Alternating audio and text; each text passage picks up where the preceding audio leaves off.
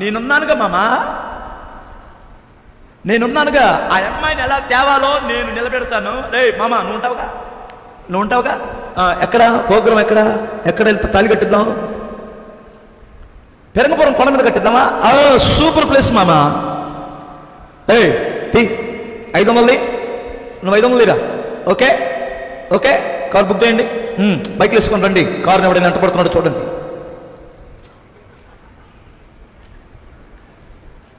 కారుని ఎవడైనా ఫాలో అవుతున్నాడు చూడు. అందరు కలిసి, ఫ్రెండ్స్ అందరు కలిసి రూపాయి తాడు తెచ్చి ఘనంగా చుట్టూ కూర్చొని చేసేది. ఈ పనికి మాలింది ఏమనుకుంటుందంటే, అసలు ప్రపంచమే మా అమ్మ నాన్న దేవుడు చేయలేని కార్యం మా అన్నయ్యలు చేశారు.